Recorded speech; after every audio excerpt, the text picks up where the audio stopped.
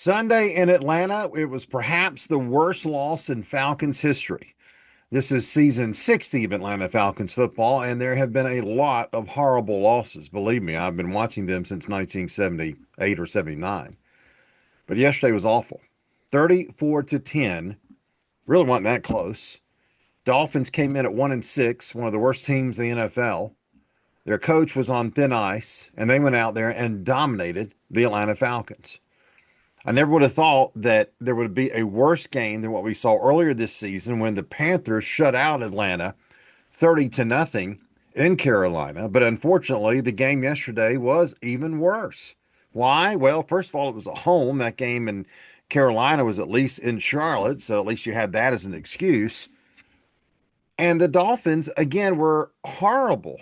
The Panthers now are 4-4 after their loss to Buffalo yesterday, so at least they were respectable, but there was nothing respectable about the Miami Dolphins until they went to Atlanta and played the Falcons. So a lot of things are now known. Even though there were a lot of players out yesterday with injuries for the Falcons, and you can't ignore that, it was the way they played. It was the effort. It was the fact they played bad football. It was the fact that Kirk Cousins getting paid millions and millions of dollars instead of coming off the bench and doing well in place of Michael Penix was awful. And he's making a fortune. He's probably making more money today than you're making the entire year. That's how much money he's making. They were awful. Have I said that enough? Awful. Here's the thing. The head coach is awful. Raheem Morris was not a good selection. I hoped it would be. I was optimistic. I was hopeful. I tried to go along with it. And, last year when he admitted after a game that when you call a timeout, it's a collaborative approach and not something that he himself as the head coach does, I'm like, the heck with him. I'm done with him.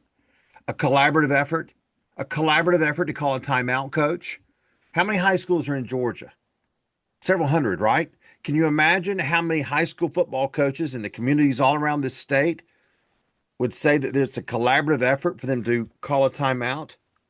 I don't think it's a collaborative effort for Kirby Smart. He knows how to do that, right? But when Raheem Morris said that, I'm like, I'm done. And then these two games here with Carolina and now with Miami, it's like, man, you're overmatched. Even again with all the injuries, it doesn't matter. Raheem Morris has yet to show in even a season and a third that he is worthy of being an NFL head coach. In his 2 years now with the Falcons and going back to even his interim time with Atlanta after Dan Quinn was fired a few years ago, Morris is now 15-20. But if you count his days in Tampa Bay about 15, 16 years ago, he's now 31-50 as an NFL head coach. He's just not any good. He's probably a good coach, a good position coach, but as a head coach, he's overmatched. He has no idea what's going on. But look, this is a deeper problem. We know that. The Falcons have been horrible ever since, well, right after the Super Bowl. Remember when they choked in the Super Bowl when they were up 28-3 and Dan Quinn and the Falcons absolutely choked in the worst loss in Super Bowl history?